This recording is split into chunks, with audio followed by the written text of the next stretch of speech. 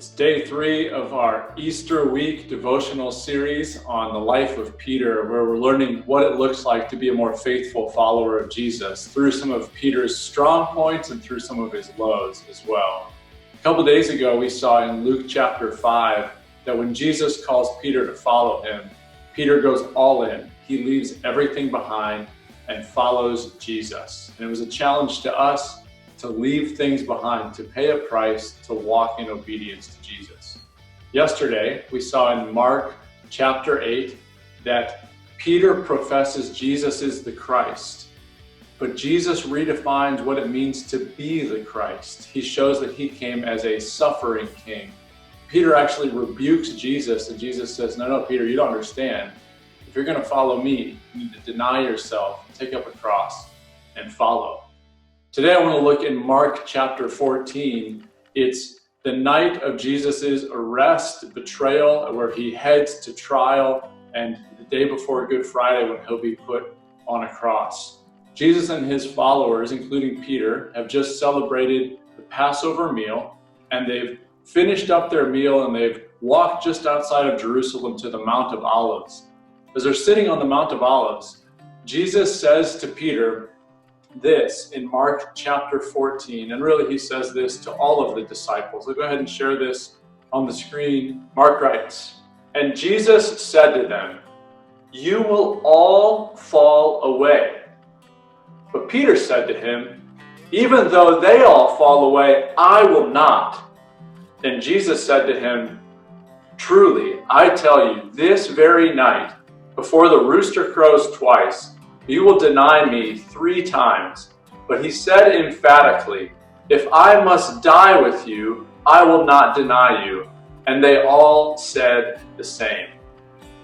So notice Jesus says, you're going to fall away, and Peter stands up boldly with some intensity and zeal, and it really is admirable. He's loyal to Jesus. He's left everything and followed for 3 years, and he's like, I will not deny you. I will follow you even to death. So I like that intensity in Peter, but once again, Jesus is right. Later that night, as many of us know, the story unfolds and Peter denies Jesus 3 times. What it shows us is that Peter was much weaker than he thought he was. And that applies to each of our lives. Sometimes we have good intentions and righteous zeal to follow Jesus, but the fact of the matter is, we're all pretty weak in our remaining sinful flesh. There's a caution here, there's a warning not to be overconfident. You know, Peter, I really think his heart was in the right spot, but he was proud. He was overconfident.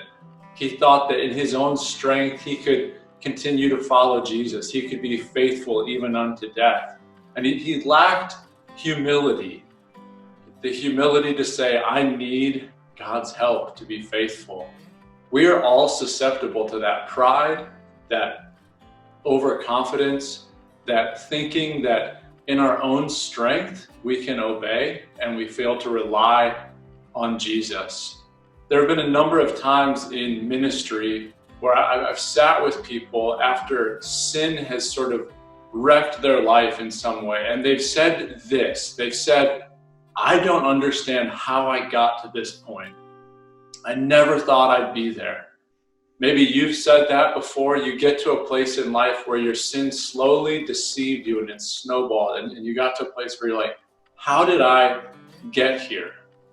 One of the ways that we get there is pride. It's overconfidence. It's thinking that we never could get there. It's saying somewhat like Peter, never. Lord, I'll never deny you. The fact of the matter is, we all could deny the Lord. We all could walk a path of sin in blindness and deception.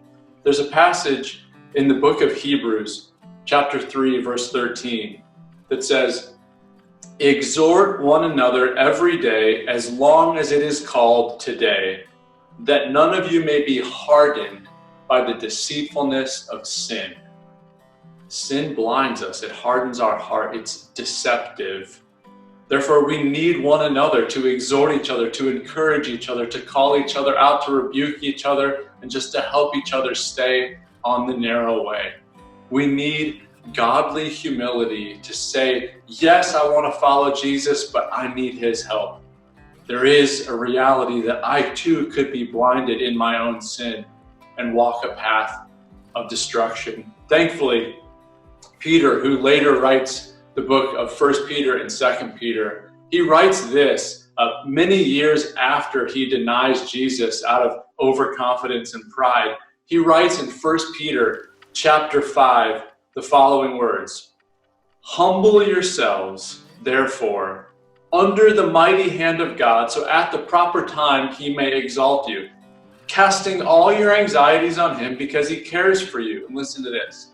He says, "Be sober-minded, be watchful.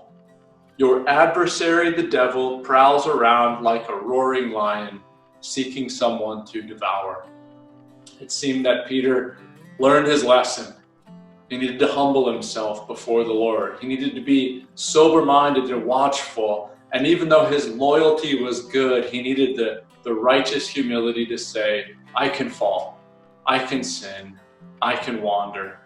I remember probably about 7 years ago, it was bath time at our house. And at that time we had a 3-year-old and 2 2-year-olds and a 1-year-old. So bath time was just pretty crazy. It was like putting 4 monkeys in the bathtub and trying to keep them in there. And it was just really a hectic time of the night. So very naturally, Abby and I often did not have the best attitudes at that moment in the day. And so we have all the kids in the bathtub splashing water and just really trying to get them clean, to get them into bed. And there was a song on the radio, or on the internet radio, I guess. And it was, "Lord, I need you." Maybe you've heard that song. "Lord, I need you. Oh, I need you. Every hour I need you." And the song starts playing, and our 3-year-old looks up at us and says, "More like every minute you need him." And at the moment, I didn't really appreciate that thought, but that was exactly right. We need the gracious power of God every minute of our lives. We need righteous humility to say, Lord, the only way I can obey your commands and stay on the narrow path is if you help me. I don't have that strength in and of myself. We never want to say, never will I depart from you. We want to have that zeal to follow Jesus, but also the humility to know that we need him to give us the strength to walk in his ways. I hope today you're encouraged to pray for God's humbling and for his help to follow Jesus Christ.